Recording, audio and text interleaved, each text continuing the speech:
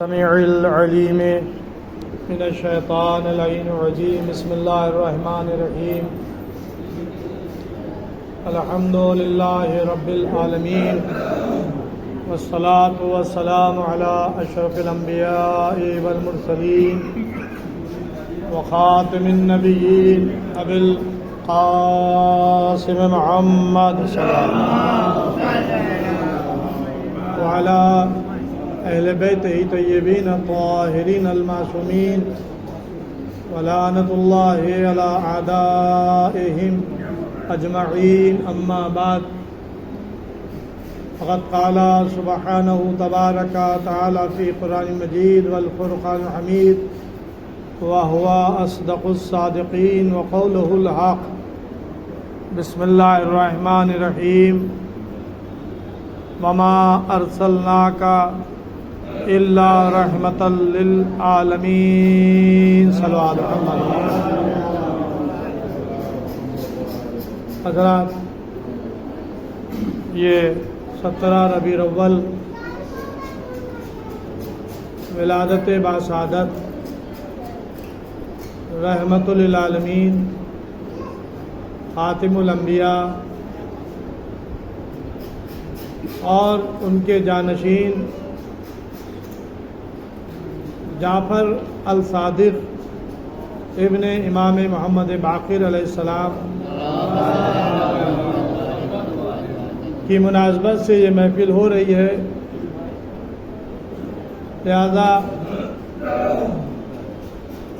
میں نے قرآن کی آیت کریمہ کی تلاوت کی ہے جس میں اللہ اپنے حبیب کی تعریف کر رہا ہے. ارشاد ہو رہا ہے کہ وما ارسلناک، اور ہم نے آپ کو نہیں بھیجا الا رحمۃ للعالمین، سوائے اس کے کہ عالمین کے لیے رحمت بنا کر. اب قرآن ہم کو غور و فکر کی دعوت دیتا ہے، عقل سے کام لینے کی دعوت دیتا ہے. قرآن میں جو ہماری رہنمائی ہو سکتی ہے وہ دو طرح سے. ایک رہنمائی رہنما کرتے ہیں اور ایک رہنمائی عقل کرتی ہے. رہنما کون ہے؟ پیغمبر اور آخری نبی کے جانشین پیغمبر خدا جو صاحب قرآن ہے، جن پر قرآن نازل ہوا، وہ قرآن کی رہنمائی کریں گے، قرآن کے بارے میں بتائیں گے. اور جو ان کے جانشین ہیں 12، اس کی اتھارٹی انہیں دی گئی ہے، اس لیے کہ قرآن میں ان کو اہل ذکر بھی کہا گیا ہے، قرآن میں ان کو راسخون فی العلم بھی کہا گیا ہے، قرآن میں ان کو امام مبین بھی کہا گیا ہے، قرآن میں ان کو ومن عندہ علم الکتاب کا مصداق بھی قرار دیا گیا ہے. اب ظاہر ہے کہ یہ 4 چیزیں کیا ثبوت کے لیے کافی نہیں ہیں ان رہبران معصوم کی طرف رجوع کرنے کے لیے؟ انہیں اہل ذکر کہا جا رہا ہے کہ فَاسْأَلُوا اہل الذکر ان کنتم لا تعلمون، اگر تم نہیں جانتے ہو سوال کرو، پوچھو ان لوگوں سے جو اہل ذکر ہیں. کیا راسخون فی العلم نہیں کہا گیا انہیں؟ کیا وَكُلَّ شَيْءٍ أَحْصَيْنَاهُ فِي إِمَامٍ مُبِينٍ سورہ یاسین کی 12ویں آیت میں ان کے لیے خطاب نہیں ہوا؟ کیا سورہ رات کی آخری آیتوں میں قُلْ كَفَىٰ بِاللَّهِ شَهِيدًا بَيْنِي وَبَيْنَكُمْ وَمَنْ عِندَهُ عِلْمُ الْكِتَابِ ان کے لیے نہیں آیت اتری؟ تو عزیزو، یہ 4 آیتیں سامنے کی میں نے آپ کو حوالوں کے ساتھ بتا دی. جائیے دیکھیں کہ اس سے مراد کون ہے. اب قرآن کی دوسری رہنمائی انسان کی عقل کرتی ہے۔ اگر عقل نہ کرتی ہوتی تو یہ کیوں کہا جاتا کہ عقل سے کام کیوں نہیں لیتے قرآن میں؟ کیا تمہاری عقلوں پر تالے پڑے ہوئے ہیں؟ افلا یتدبرون، اس میں غور و فکر کیوں نہیں کرتے؟ افلا یعقلون، اس میں تم عقل سے کام کیوں نہیں لیتے؟ اس کا مطلب یہ ہے کہ قرآن میں اگر ہم عقل سے کام لیں، غور و فکر کریں، تو بہت سے رازوں پر سے پردے ہٹتے چلے جائیں گے، اور قرآن کا علم اور قرآن کے بارے میں ہمیں معلومات حاصل ہوتی چلی جائے گی۔ ہاں ایک چیز ہے، جو آیات متشابہ ہیں اس کے سلسلے میں انسان اپنی قیاس سے فیصلہ نہ کرے، عقل سے کام لے، غور و فکر کرے، اور جو بات سمجھ میں نہ آئے وہ اہل ذکر سے پوچھے، راسخون فی العلم سے پوچھے، جو علم میں پہرے ہوئے ہیں، راسخ ہے، امام مبین سے پوچھے، ومن عنده علم الکتاب کا جنہیں علم ہے ان سے پوچھے۔ نعرہ صلوات، ایک نعرہ حیدری، نعرہ صلوات، اس لیے کہ قیاس یہ ہمارے کیا ہماری فقہ میں شیعہ اثنا عشری 12 اماموں کے ماننے والوں میں جائز نہیں ہے۔ قیاس جو سب سے پہلے کیا گیا تھا وہ ابلیس نے کیا تھا، ابھی ذکر آئے گا۔ تو بہرحال ارشاد کیا ہے؟ وما ارسلناک، اور ہم نے آپ کو نہیں بھیجا الا سوائے اس کے رحمت للعالمین، عالمین کے لیے رحمت بنا کر۔ اب یہ ارسلناک جو ہے یہ بھیجنے کے معنوں میں ہے، ارسال کرنا، یعنی آپ ایک خط لکھیں، خط لکھنے کے بعد اس پر ٹکٹ لگائیں، پوسٹ آفس میں جائیں، ایڈریس لکھ دیں اور پوسٹ آفس کے حوالے کر دیں، جہاں آپ کا ایڈریس ہے وہاں پر وہ خط چلا جائے گا۔ اس کو کیا کہتے ہیں؟ ارسال کرنا، بھیجنا۔ جائے گا کہاں؟ جہاں آپ نے پتہ لکھا ہے، چاہے وہ آل ورلڈ ہو، آل انڈیا ہو، یہ انڈین ڈاک سے جائے گا، لوکل ڈاک سے آل انڈیا، اور چاہے بیرون ملک ہو، وہ جو ہے پھر باہر کی ڈاک کے ٹکٹ الگ لگیں گے، لیکن باہر کی ڈاک کے بھی انتظام ہے۔ اس کو یہی کہا جائے گا ارسال کرنا۔ ہم نے خط ارسال کیا، بھیجا۔ کسے بھیجا؟ اپنے بھائی کو بھیجا، امریکہ بھیجا، لندن بھیجا، عراق بھیجا، ایران بھیجا۔ اس سے پہلے وہ خط کہاں تھا؟ ہمارے پاس تھا، ہم نے لکھا تھا، جب تک کہ پوسٹ آفس میں نہیں دیا ہمارے پاس رہا، اور جب پوسٹ آفس میں دے دیا وہ نظام، ڈاک کے نظام میں آ گیا۔ تو اللہ رسول کے لیے کیا کہہ رہا ہے کہ اور ہم نے آپ کو نہیں بھیجا؟ اس کا مطلب یہ ہے کہ رسول کہیں تھے، پہلے رسول کا وجود تھا، بھیجا گیا اس دنیا میں، اس دنیا میں ان کو بھیجا گیا۔ تو کہا جا رہا ہے کہ وما ارسلناک، اور ہم نے آپ کو نہیں بھیجا الا رحمت للعالمین، لیکن عالمین کے لیے رحمت بنا کر۔ تو اس کا مطلب یہ ہے کہ رسول صرف مکے والوں کے لیے رسول نہیں ہے، رسول صرف زمین والوں کے لیے رسول نہیں ہے، رسول صرف آسمان والوں کے لیے رسول نہیں ہے، رسول کا دائرہ جو ہے یہ وسیع ہے، اور وسیع کتنا ہے؟ عالمین کو اپنے حصار میں لیے ہوئے ہے۔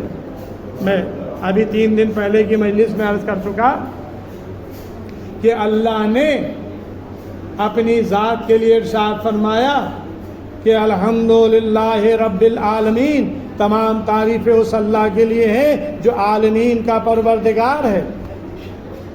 تو جو لفظ اپنے لیے اس نے استعمال کیا عالمین، وہی لفظ اس نے اپنے نبی کے لیے استعمال کیا عالمین۔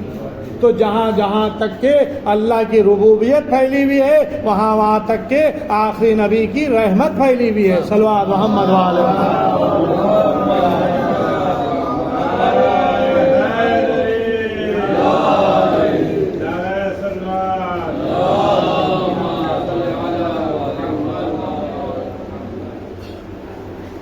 ایک اور نعرے صلوات۔ اب ظاہر ہے کہ پیغمبر بھیجے گئے تھے، اب یہ ظاہری پیدائش ہے جس کو ہم کہتے ہیں 17 ربیع الاول ایک عام الفیل۔ مکے کی سرزمین پر جناب آمنہ کے بطن سے یتیم عبداللہ پیدا ہوا۔ آپ کے پدر بزرگوار کا اسم گرامی عبداللہ تھا۔ جناب عبد المطلب سردار قریش کے فرزند تھے۔ جناب عبد المطلب کے 10 بیٹے تھے۔ 10 بیٹوں میں ایک بیٹے کا نام عبداللہ تھا جو پیغمبر کے پدر بزرگوار تھے۔ آپ کا عقد جناب آمنہ خاتون سے ہوا تھا، اور جناب آمنہ خاتون کے بطن سے 17 ربیع الاول سن ایک عام الفیل۔ یہ ایک عام الفیل کیا ہے؟ جس سال ابرہہ کا لشکر خانہ کعبہ کو ڈھانے کے لیے آیا تھا اور اللہ نے عذاب نازل کیا۔ الم تری کیف فعل ربک باصحاب الفیل، کیا تم نے نہیں دیکھا ہاتھی والے لشکر کو، اصحاب کو، جو برے لشکر لے کر آیا تھا ہاتھیوں کا؟ پورا سورہ ہے، مختصر سا سورہ ہے۔ ہم نے پرندے بھیجے ابابیل جن کا نام آیا قرآن میں، اور انہوں نے آ کر حکم خدا سے ان کو تہس نہس کر دیا، مثل چبائے ہوئے بھوسے کی طرح سے وہ ہاتھیوں والا لشکر ہو گیا۔ تو جس سال یہ واقعہ پیش آیا تھا اسی سال پیغمبر کی ولادت باسعادت مکے میں ہوئی۔ وما ارسلناک، اور ہم نے آپ کو نہیں بھیجا۔ تو پیغمبر کی خلقت کب ہوئی؟ ایک ہے پیدائش اور ایک ہے خلقت، دونوں میں فرق ہے۔ پیدائش 17 ربیع الاول ہے، ایک عام الفیل، سن ایک عام الفیل ہے۔ لیکن اگر کوئی یہ سوال کرے کہ پیغمبر کی خلقت کب ہوئی، تو بھائی یہ کوئی نہیں بتا سکتا، چیلنج ہے میرا۔ ہاں حدیثوں میں جو آیا ہے وہ اتنا آیا ہے کہ اول ما خلق اللہ نوری، یہ پیغمبر اسلام نے ارشاد فرمایا۔ بھائی یہ پلک جو ہے ادھر سے ادھر کر دیے، ایک آدمی کھڑا ہو، ادھر کا ادھر، ادھر کا ادھر۔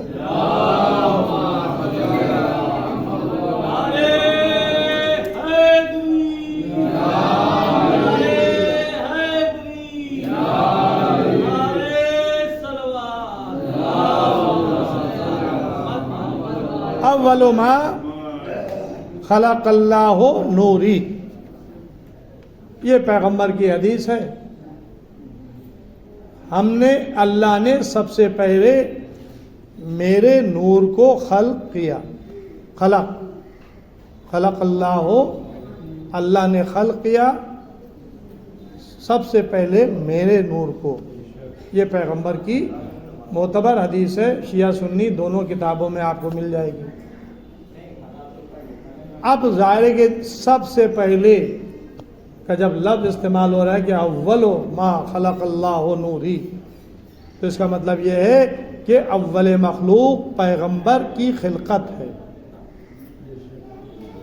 نہ زمین تھی، نہ آسمان تھا، نہ پہاڑ تھے، نہ دریا سمندر تھے، نہ آفتاب تھا، نہ مہتاب تھا، نہ درخت تھے، نہ جن تھے، نہ ملائکہ تھے، نہ انسانوں کا وجود تھا۔ یعنی کائنات میں کچھ نہیں تھا، ہو کا عالم تھا، یا خالق تھا، یا خلق کرنے والا تھا، یا جسے خلق کیا جا رہا تھا وہ تھا۔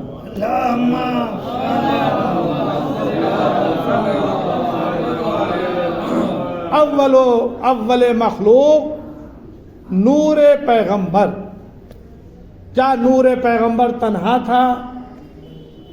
نہیں، یہاں پر حدیث بڑھ کر سہارا دیتی ہے کہ میرا نور اصلاب پاکیزہ ارحام مطہرہ سے منتقل ہوتا ہوا جناب عبد المطلب تک آیا۔ یہ نور اللہ نے انبیاء کے ذریعے سے زمین پر بھیجا۔ پیغمبر فرما رہے ہیں کہ میرا نور اصلاب پاکیزہ، یعنی پاکیزہ صلب۔ یہ صلب مرد یعنی نبیوں کے، یعنی انسان کے ہوتے ہیں صلب۔ ارحام کسے کہتے ہیں؟ رحم۔ یہ ماں کے، رحم ماں کا ہوتا ہے، صلب باپ کا ہوتا ہے۔ تو پیغمبر نے بتایا کہ میرا نور جو ہے یہ اصلاب پاکیزہ اور ارحام مطہرہ سے منتقل ہوتا ہوا عبد المطلب تک آیا۔ جناب ابراہیم کی نسل سے اسحاق کی نسل میں نہیں گیا یہ نور، کیونکہ ابراہیم کے 2 اولادیں تھیں، ایک اسماعیل جناب ہاجرہ کے بطن سے، اور ایک جناب اسحاق جو سارہ کے بطن سے پہلی بیوی کے، وہ بعد میں پیدا ہوئے۔ یہ ہاجرہ کے بطن سے اسماعیل علیہ السلام، ذبی اللہ یہ پہلے پیدا ہوئے۔ تو ابراہیم سے جو نور منتقل ہوا وہ اسماعیل علیہ السلام میں، اور اسماعیل علیہ السلام سے یہ پیغمبر کے آباء و اجداد آ گئے یہاں تک، جناب عبد المطلب تک۔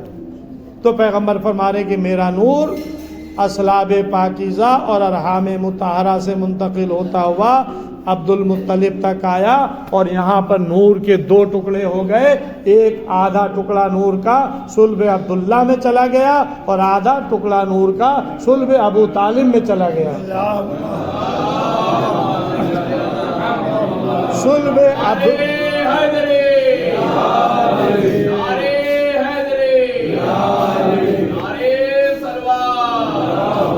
صلب عبداللہ سے رحم جناب آمنہ میں آیا، اور رحم آمنہ سے 17 ربیع الاول کو مکے کی سرزمین پر یہ نور پیغمبر کی صورت میں ظاہر ہوا۔ اور آدھا نور جو صلب ابو طالب میں آیا تھا وہ صلب ابو طالب سے منتقل ہو کر جناب فاطمہ بنت اسد میں منتقل ہوا، جو رسول کی ولادت کے 30 سال کے بعد 13 رجب سن 30 عام الفیل کو خانہ کعبہ میں چمکا۔ پھر فرماتے ہیں انا وعلی من نور واحد، میں اور علی ایک نور کے 2 ٹکڑے ہیں۔ تو اس کا مطلب یہ کہ اللہ نے جو اول مخلوق نور محمدی کو خلق کیا تھا تو وہ تنہا نہیں پیدا کیا تھا، بلکہ 2 مخلوق تھی اس وقت، ایک نور علی اور ایک نور محمد۔ ایک کو نبوت عطا کی گئی اور ایک کو امامت عطا کی گئی۔ صلو علی محمد۔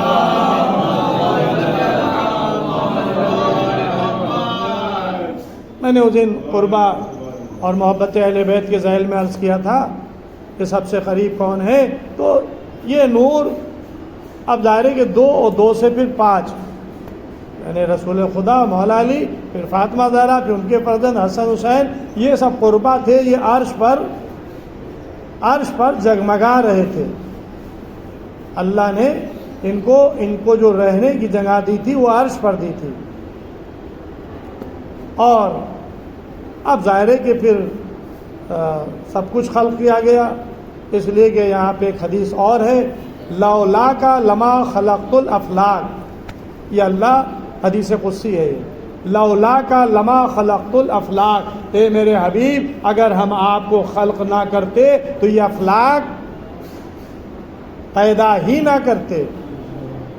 تو عزیزوں، اگر رسول کے لیے یہ کہا گیا ہے کہ لولاک لما خلقت الافلاک، تو پنجتن پاک کے لیے بھی یہ کہا گیا ہے کہ اعلموا یا ملائکتی و سکان سماواتی عزتی و جلالی انما خلقت سماء مبنیتا ولا ارضا مدیتا ولا قمرا منیرا ولا شمسا مضیتا ولا فلکا یدور ولا بحرا یجری ولا فلکا تسری الا فی محبت ہؤلاء الخمسۃ الذین هم تحت الکساء۔ صلوات محمد۔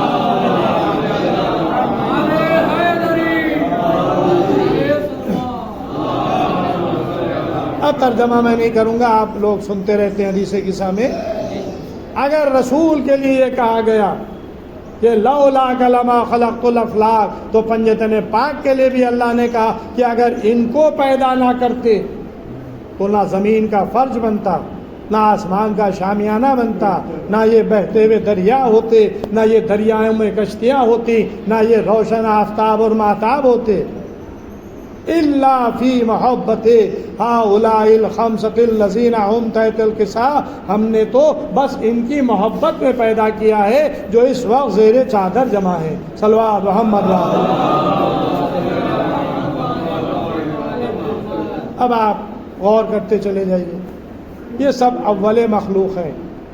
کائنات کی خلقت سے پہلے محمد اور آل محمد علیہ السلام کا نور اقدس اللہ خلق کر چکا تھا، آدم کو پیدا نہیں کیا تھا،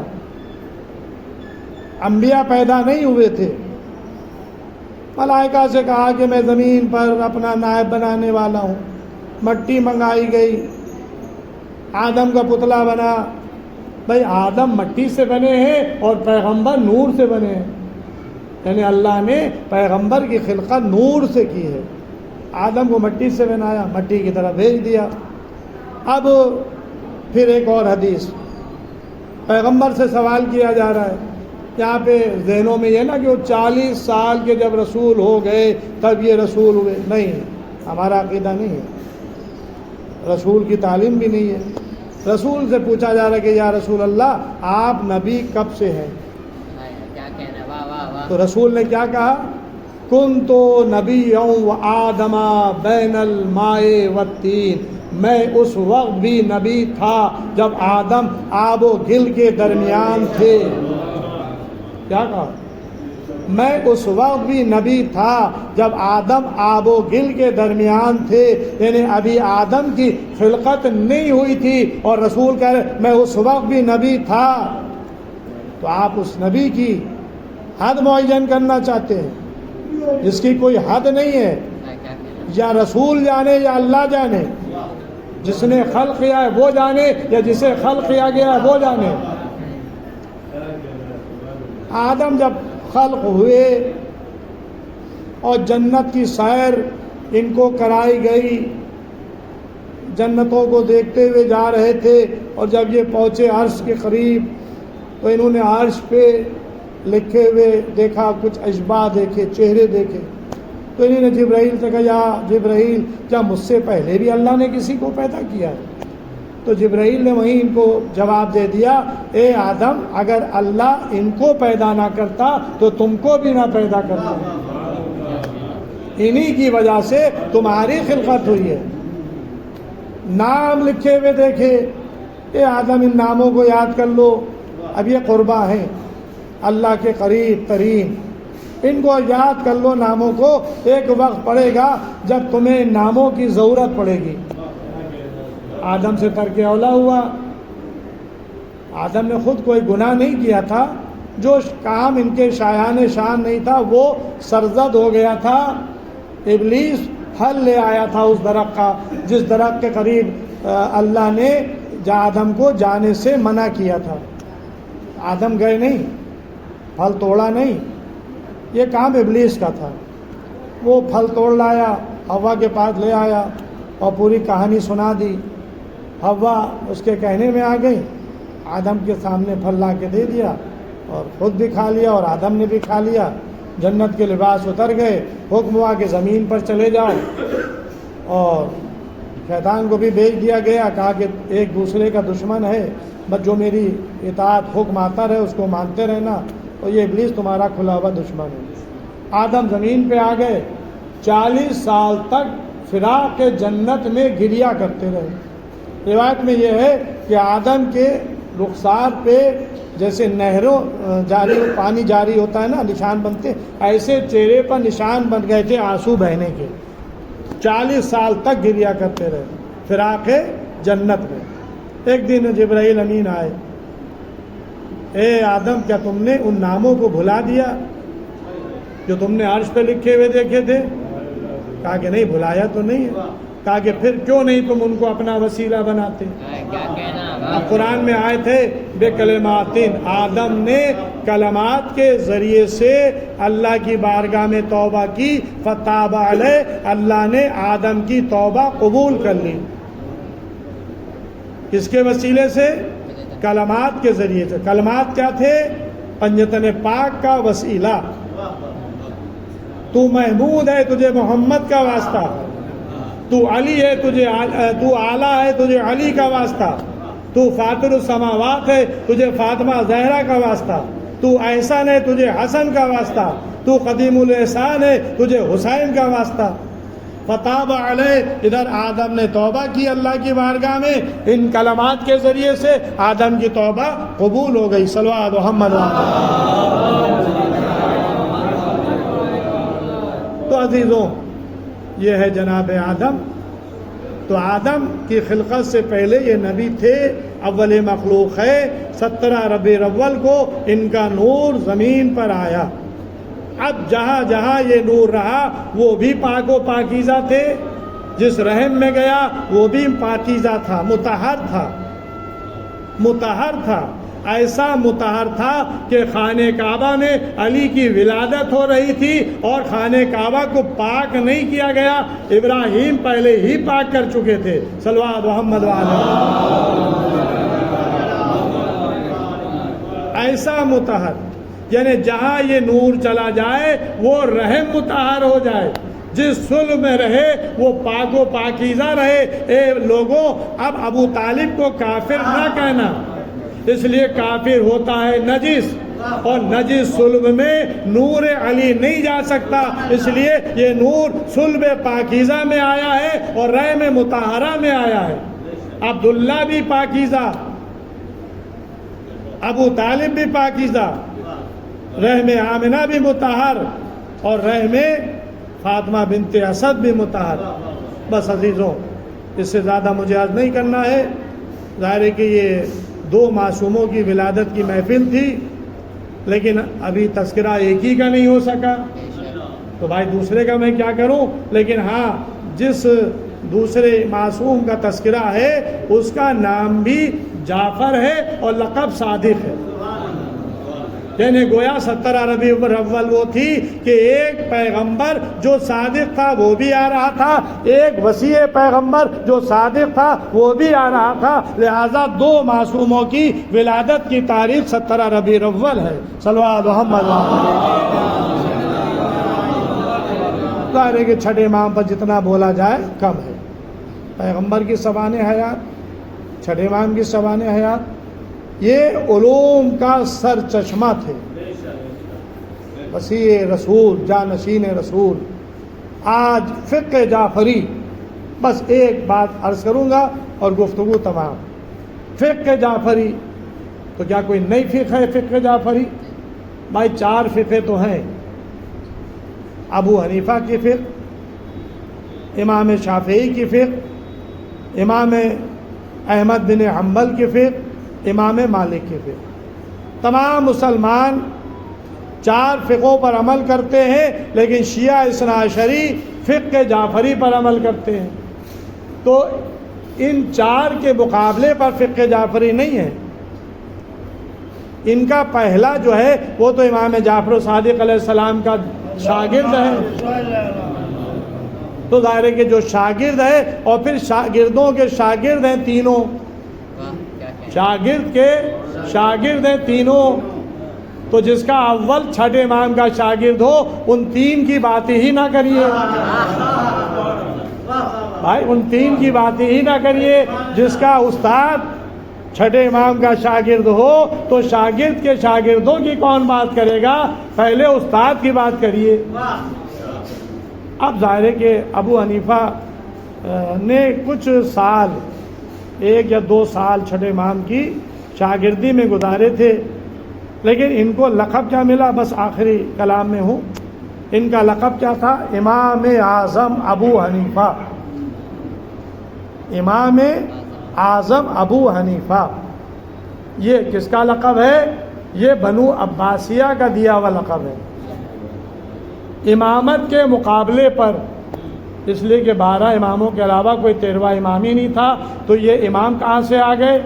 وہ کہتے ہیں وہ فقہ کے امام، فقہ امام. ابو حنیفہ جو ہے یہ فقہ امام ہیں. 4 امام جو ہیں یہ سب فقہ امام ہیں. چلیے ٹھیک ہے، مان لیا کہ فقہ امام ہیں. تو یہ خود ان کا قول ہے کہ اگر میں امام جعفر صادق علیہ السلام کی شاگردی میں نہ ہوتا تو میں ہلاک ہو جاتا، ہلاک ہو جاتا. یہ کون کہہ رہا ہے؟ ابو حنیفہ کہہ رہے ہیں. ابو حنیفہ ایک دن چھٹے امام کو مل گئے راستے میں. آپ نے روکا. اب ظاہر ہے کہ شاگرد تو تھے ہی، لیکن بعض وقت شاگرد جو ہے وہ استاد سے آگے بڑھنے کی سوچتا ہے. تو بھائی جہاں پہ تمہاری اوقات ہے وہیں پہ رہو، آگے نہ بڑھو. چھٹے امام نے ٹوک دیا، کہا کہ میں نے سنا ہے کہ تم قیاس سے فتوے دیتے ہو. کہا کہ ہاں. انکار نہیں کیا، اقرار کر لیا. ہاں. کہا کہ قیاس مت کیا کرو. وجہ بتائی. قیاس مت کیا کرو اس لیے کہ سب سے پہلے جس نے قیاس کیا تھا وہ ابلیس تھا، شیطان تھا. جب اللہ نے حکم دیا ہے ملائکہ کو تو اس میں ابلیس بھی شامل تھا، اس لیے کہ یہ ملائکہ کی صفوں میں تھا. کانا من الجن، یہ جنوں میں سے تھا، لیکن اپنی عبادت اور سجدے کی وجہ سے یہ ملائکہ کی صفوں میں جا ملا تھا. سب نے سجدہ کیا الا ابلیس ابا واستکبر وکان من الکافرین، اور اس نے غرور کیا، گھمنڈ کیا اور کافرین میں سے ہو گیا. اس نے سجدہ نہیں کیا آدم کے سامنے. سب ملائکہ سجدے میں چلے گئے سوائے ابلیس کے. اللہ نے جب سوال کیا کہ ابلیس تو نے کیوں نہیں سجدہ کیا، تو اس نے کہا کہ تو نے مجھے آگ سے پیدا کیا ہے، آدم کو مٹی سے پیدا کیا ہے، آگ مٹی سے افضل ہے. یہ تھا اس کا قیاس. یہ آگ کو مٹی سے افضل سمجھ رہا تھا. امام نے کہا اس نے قیاس کیا. اب میں مثال دے دوں، یہ امام کا ارشاد نہیں ہے لیکن میری مثال ہے. آپ ایک گیہوں کا دانہ لیں اور اس کو آگ میں جھونک دیں. آگ میں بھاڑ جھونکنا، آپ سنتے ہیں نا بھاڑ جھونکنا، یعنی جو چنے وغیرہ بھونے جاتے ہیں وہ بھاڑ میں ڈالے جاتے ہیں. بھاڑ کیا ہوتا ہے؟ اب ظاہر ہے کہ یہ ہندوستان کا خالص ورڈ ہے بھاڑ، یہ باہر استعمال نہیں ہوتا ہے. بھاڑ ایک تنور کے جیسا ہوتا ہے، اس میں بالو پڑی ہوتی ہے اور آگ روشن ہوتی ہے. اس بالو میں وہ چنے وغیرہ ڈالے جاتے ہیں، بھونے جاتے ہیں، اس کو کہتے ہیں بھاڑ جھونکنا. تو آپ ایک گیہوں کا دانہ لیں، اس کو آگ میں ڈال دیں. آگ کا کام کیا ہے؟ جلا دینا. تھوڑی دیر کے بعد وہ گیہوں کے نام و نشان کو مٹا کر راکھ کر دے گی. یہ ہے کام آگ کا. ایک گیہوں کا دانہ لیں، مٹی ہٹائیں اور زمین میں دبا دیں. کچھ دنوں کے بعد وہ دانہ روئیدہ ہوگا، زمین سے اٹھوا پھوٹے گا، بڑا ہوگا. ایک دانہ بالیاں لائے گا، ایک دانے سے 100 دانے پیدا ہوں گے. اب بتائیے کہ آگ افضل ہے یا مٹی؟ گیہوں کا ایک دانہ آگ میں ڈالا، جل کر راکھ ہو گیا. گیہوں کا ایک دانہ مٹی میں ڈالا، روئیدہ ہوا، ایک دانے سے 100 دانے نکلے. یعنی گویا مٹی امانت دار ہوتی ہے، امانت دار ہوتی ہے. اگر آپ ایک دے تو اللہ اس کے بدلے میں 100 دے گا. یہی نیکی کی مثال دی گئی ہے. اگر آپ اللہ کی راہ میں خیرات کریں تو ایک کا 10 گنا بھی دے گا، 100 گنا بھی دے گا اور بے حساب دے گا. صلو علی محمد وعلی. اب بتائیے ابلیس کا یہ قیاس تھا آگ مٹی سے افضل ہے، تو امام نے فرمایا کہ قیاس مت کیا کرو. سب سے پہلا قیاس ابلیس نے کیا تھا. اور سنو، جب قیامت کے دن پوچھا جائے گا یہ بات تم نے کہاں سے کہی تو تم کیا جواب دو گے؟ اور جب ہم سے پوچھا جائے گا یہ بات کہاں سے کہی تو میں کہوں گا قال اللہ تعالی قال رسول اللہ. بس عزیزوں، یہ فقہ جعفری وہ ہے کہ جو قال اللہ تعالی قال رسول اللہ کی بنیاد پر ہے. چھٹے امام نے وہی ارشاد فرمایا ہے جو اللہ نے کہا ہے اور اس کے رسول نے کہا ہے. ایک نعرہ صلوات. بس انہی جملوں کے ساتھ میں بارگاہ الہی میں دعا کرتا ہوں کہ ہم فقہ جعفری کے ماننے والے، یہ فقہ جعفری فقہ محمدی ہے، کوئی الگ سے فقہ نہیں ہے. اسلام کی فقہ کے علاوہ کوئی فقہ نہیں ہے، یہ فقہ محمدی ہے. کیونکہ حلال محمدی قیامت تک کے لیے حلال، حرام محمدی قیامت تک کے لیے حرام رہے گا. ہم بارگاہ الہی میں پیغمبر کے توسل سے، امام جعفر صادق علیہ السلام کے توسل سے دعا کر رہے ہیں.